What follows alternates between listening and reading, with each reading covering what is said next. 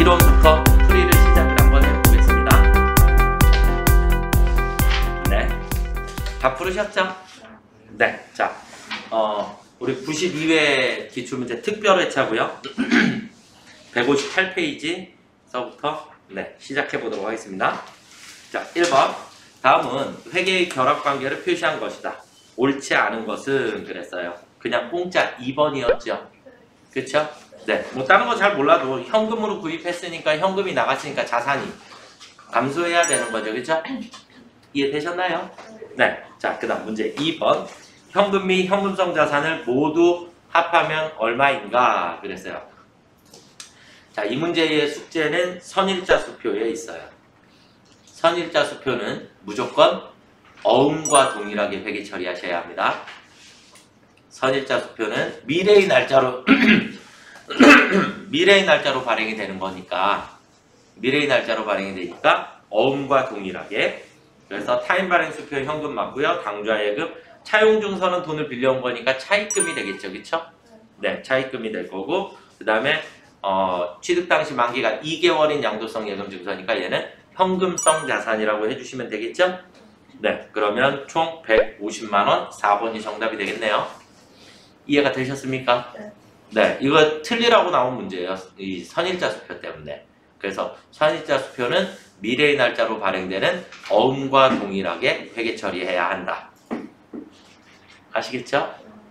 네, 자, 그 다음에 물가가 지속적으로 하락하는 경우 매출 원가, 매출 총익, 기말 재고자산의 금액을 가장 높게 평가되는 재고자산 평가 방법으로 짝지어진 것은 그랬거든요. 네, 그래서 항상 답은 선입 아니면 후입이에요. 자, 이 문제를 푸시기 전에 우리가 재고자산 물가가 상승한다라는 전제고요. 맞죠? 물가가 상승한다. 그러면 처음엔 싸게 샀고 점점 같은 물건을 비싸게 산다. 이런 개념이죠. 그 다음에 우리 머릿속에 있어야지 되는 것은 기말 재고액과 매출 원가와 이익이 어떻게 된다 그랬죠?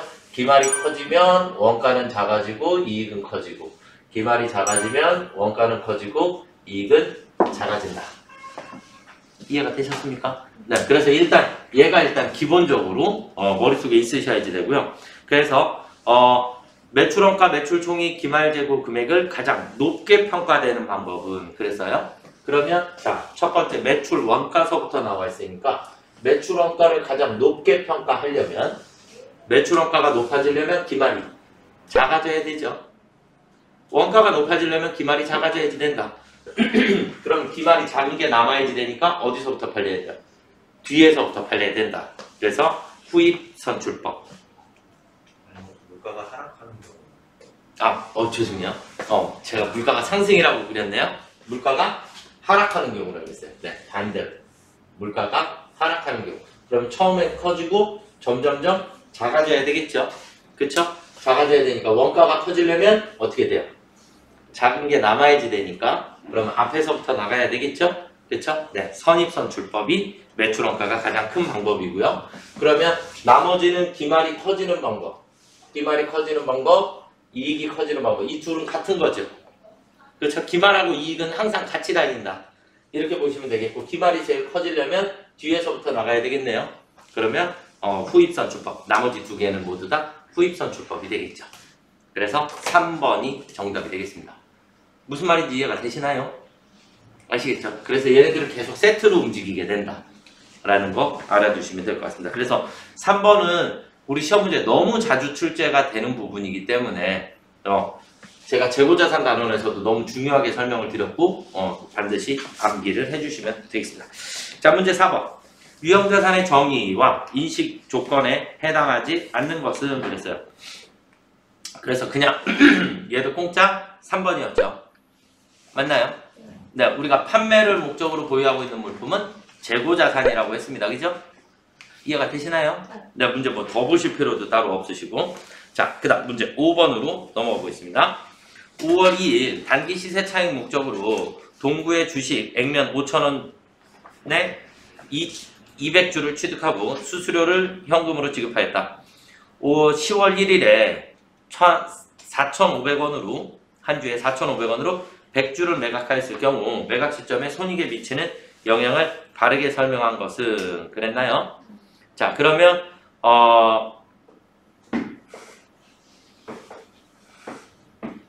이건 매각 시점만 봐야지 되나요? 매각 시점? 그러면 100주를 4,500원에 매각했으니까 500원씩 손해봤나요? 그렇죠. 500원씩 100주니까 우리는 5만원이 감소한다. 이해가 되셨습니까요? 네. 얘를 매각하였을 경우 매각 시점이라는 단어가 만약에 빠졌다. 매각 시점이라는 단어가 만약에 빠졌다. 그러면 우리가 처음에 취득했을 때 수수료 비용이 5만원이 생긴 거죠. 맞나요? 네. 그리고 나서 나중에 처분했을 때도 또 5만원의 손실이 생긴 거죠. 그럼 당기순이익이 10만원이 감소해야 되는 거예요. 이해가 되시나요? 그러니까 거기에 지금 매각 시점의 라는 단어가 빠지게 되면 손실이 당기순이익이 그러니까 10만원 감소하게 된다. 이렇게 보셔야지 되는 거고, 지금은 매각 시점에 손익에 미치는 영향이라 그랬으니까 매각 시점만 놓고 봤을 때는 5만원이 처분 손실이 발생을 하는 거죠. 이해가 되셨습니까요? 네, 문제의 보는 관점에 따라서 조금 차이가 생길 수도 있는데 일단 10만원이 보기에 없다 보니까 10만원이 보기에 없으니까 그래서 매각 시점 현재만 따져서 4번이 정답이 되겠습니다. 무슨 말인지 이해가 되셨죠? 네, 자, 그 다음에 문제 4번. 기중에 수익으로 처리한 금액 중 차기분이 포함되어 있다. 선수 수익을 계상하는 분기를 누락할 경우 재무제표에 미치는 영향으로 올바른 것은 그랬나요? 자, 이 문제도 너무너무 중요한데, 자, 우리가 누락했을 경우예요. 누락. 그러면 우리가 선수 수익이라고 하는 게 생겼다 그랬잖아요. 그쵸? 우리가 선수 수익이라고 하는 것은 원래 분계가 어떻게 되죠? 차변에 수익 계정 과목이 오고 대변에 선수 수익이라고 하는 게 와야 돼요. 맞죠? 원래 임대료를 우리가 처음 받았을 때 돈이 들어오고 우리는 얘를 모두 다 수익으로 인식을 했으니까, 그래서 차기분에 대해서는 수익이 소멸해야 하고 그리고 그것만큼 선수 수익이 생겨야 되는 거죠. 이해가 되셨나요? 자, 그럼 이제 볼게요. 수익이라는 게 차변에 나오게 되면 수익이 어떻게 돼요? 감소해야 하죠. 맞죠? 그 다음에 선수 수익이 대변에 나왔다는 얘기는 부채가 증가했다. 이해가 되시나요? 그런데 우리는 얘네들을 뭐 했다? 누락했다. 그쵸? 얘네들을 누락했으니까 수익이 적어졌어야 되는데 수익이 안 적어진 거죠. 이해가 되셨나요? 수익이 안 적어졌으니까 누락했을 때의 효과는 반대로 수익이 어떻게 돼요? 과대계상이 된다. 부채는 증가했어야 되는데 누락했죠. 그러니까 부채는 상대적으로 어떻게 된다? 과소계상이 된다. 무슨 말인지 이해가 되십니까? 그래서 누락했다라는 얘기는 얘를 회계 처리를 안 했다라는 얘기니까 누락했을 때의 효과는 이렇게 발생을 하게 되고요. 그 다음에 수익이 과대계상됐다라는 얘기는 다시 바꾸면 당기순 이익이 과대계상됐다라는 얘기랑 똑같죠. 맞나요?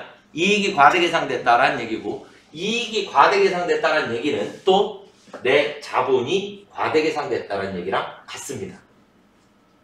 이익은 어차피 내 자본을 구성을 하게 됩니다. 무슨 말인지 이해가 되셨나요? 지금 이 문제를 푸시다 보면 이런 문제가 이제 여러 개가 나올 건데 얘네들이 엄청 헷갈려요. 그래서 원래 정상적인 것을 회계 처리를 먼저 해놓고 그리고 얘를 누락했을 때의 상황은 반대의 효과가 생기겠죠. 그렇죠? 반대의 효과가 생기게 되니까 이렇게 보시면 될 거고요. 그래서 수익이 과대계상되고 부채가 과소계상되게 된다. 일단 정답은 1번이 되겠죠. 무슨 말인지 이해가 되셨나요? 그리고 이 수익이 과대계상됐다라는 얘기는 당기순이익이 과대계상됐다라는 얘기랑 같은 얘기고 자본도 과대계상됐다는 얘기랑 같은 얘기예요. 무슨 말인지 이해가 되셨죠? 얘네들 수익 비용은 항상 당기순이익과 자본이 같이 움직인다. 별표 쳐두시고, 네, 다시 한번 꼭 점검을 해 두셨으면 좋겠습니다. 그래서 6번 문제는 조금 중요한 문제가 됩니다. 자, 그 다음 문제 7번. 주식 배당 시 자본금 및 잉여금의 변화로 올바르게 짝지어진 것은? 자, 제가 자본단원에서 주식 배당을 우리가 다른 표현으로 뭐라 했죠? 주식 배당을 무상증자라고 했어요. 무상증자.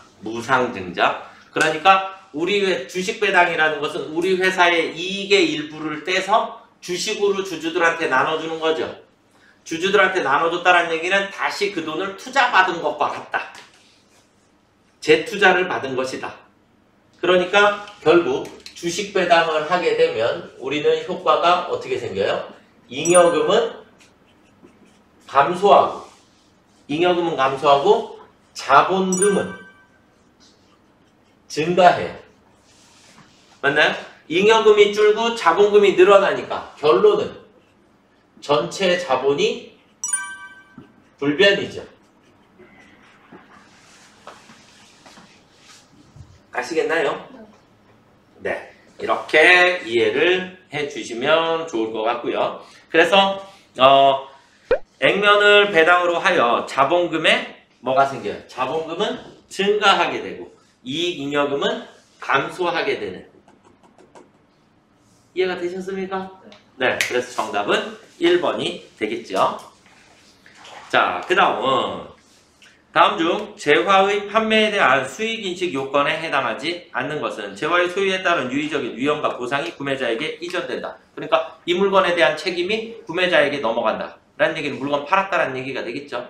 네. 그 다음에 판매자는 판매한 재화에 대하여 소유권이 있을 때 통상적으로 행사하는 정도의 관리나 효과적인 통제를 할 수 없다. 이해가 되시나요?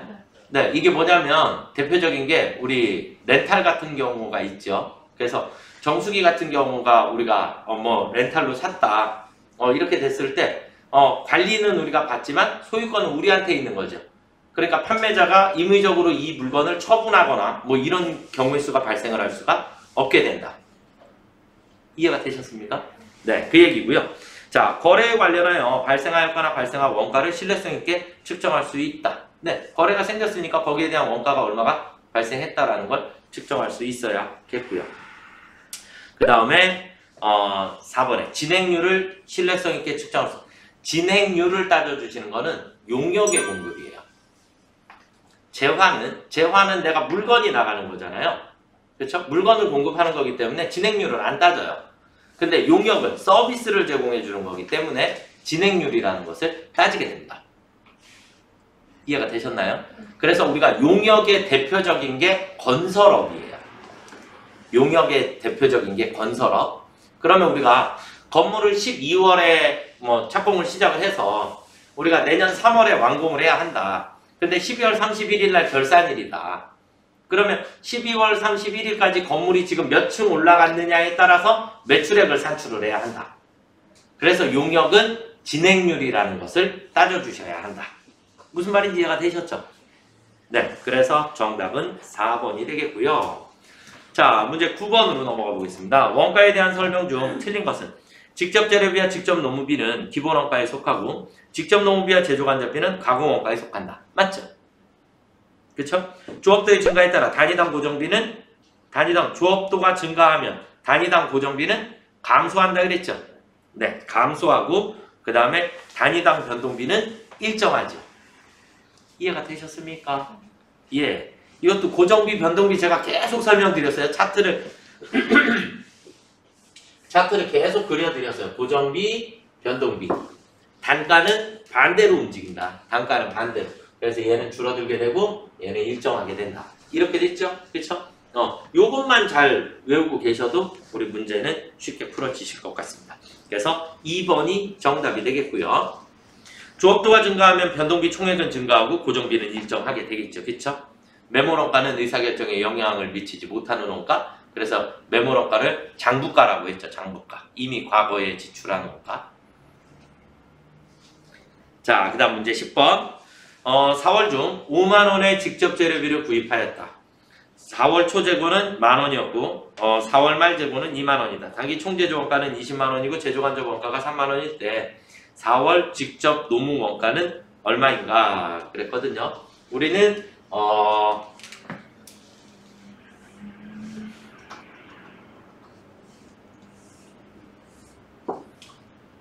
원재료, 그 다음에 또 한 가지는 제공품,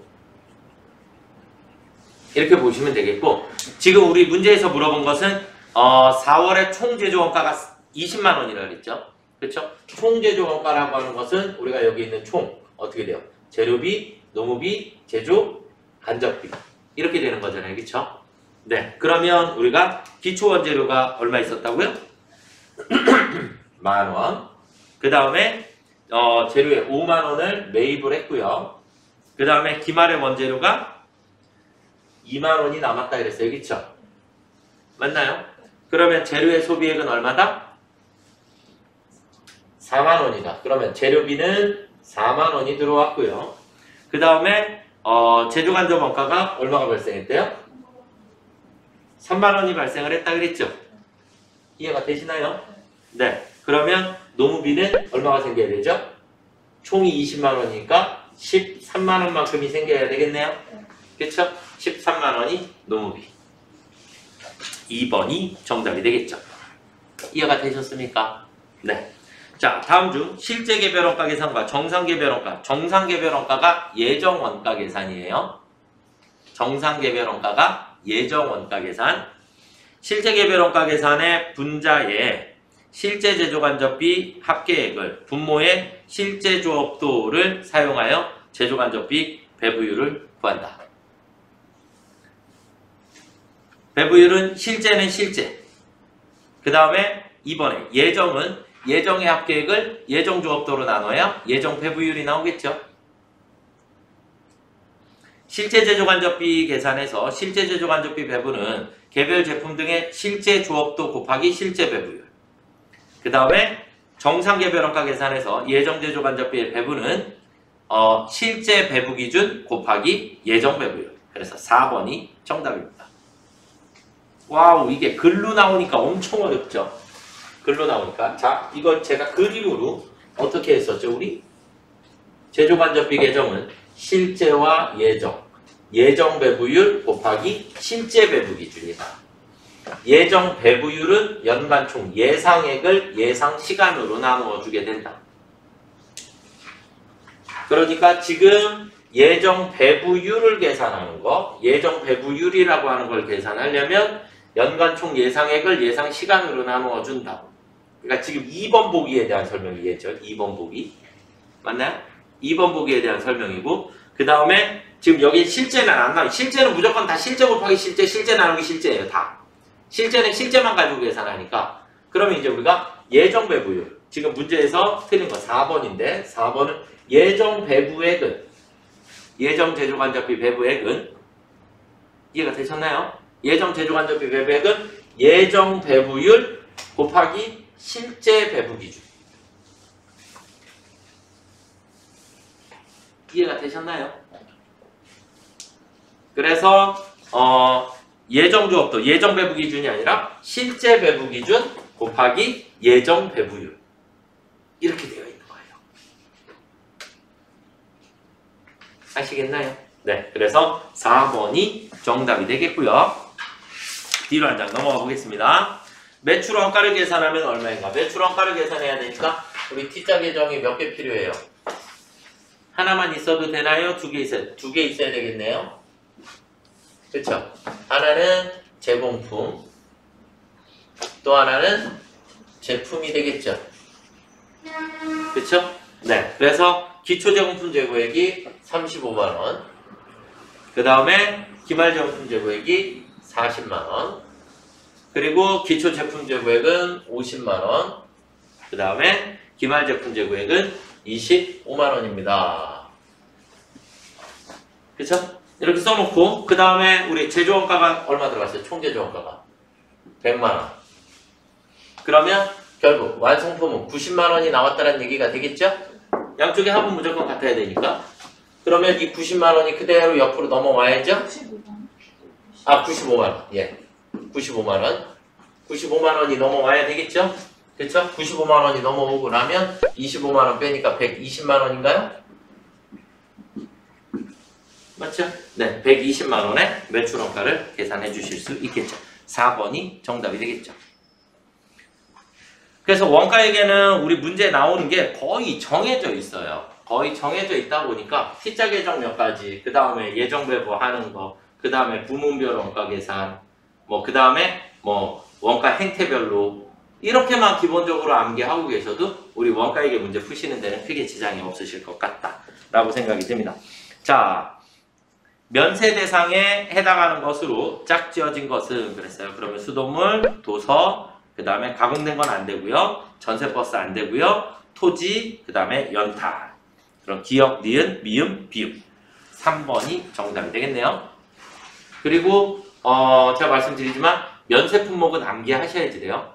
기본적인 우리가 농축수임산물 아시겠죠? 그 다음에 도서, 그 다음에 의료, 그 다음 보건, 뭐 그 다음에 교육 무슨 말인지 이해가 되시나요? 그 다음에 여객 운송 용역에서 어떻게 됐죠? 우리 시내버스, 시외버스, 지하철, 일반 고속버스가 면세라 그랬죠?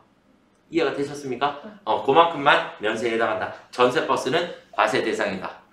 그래서 전세버스, KTX, 뭐 항공권, 택시 이런 것들은 다 부가세가 붙는다. 아시겠나요? 네. 그래서 정답은 3번이 되겠고요. 자, 부가세 과세 사업을 영위하던 사업자가 폐업할 때 다음과 같이 남아있는 재화의 부가가치세 과세 표준은 얼마인가 그랬어요. 그럼 무조건 시가를 기준으로 할 건데요. 부가가치세는 제가 무조건 시가라 그랬죠. 그래서 항상 우리 머릿속에는 내 것은 원가, 남의 것은 시가, 부가세 계산해야 되는 건 무조건 시가. 이해가 되셨나요? 네, 이렇게 보시면 되는데 여기서 중요한 거 토지는 면세죠. 토지는 부가세가 안 붙으니까. 이해가 되셨나요? 그래서 과세표준은 상품의 과세표준만 따져주시면 됩니다. 1,500만 원이 정답이 되겠죠. 무슨 말인지 이해가 되셨습니까? 네. 자, 그 다음은 부가세법상 주사업장 총괄납부와 사업자 단위 과세제도에 대한 설명이다. 가장 틀린 건. 그런데 어제도 우리 나왔었고 주사업장 총괄납부에서 뭐 하셔야 된다 그랬죠? 그렇죠. 신고는 각각 납부와 환급만 주사업장에서 이루어진다.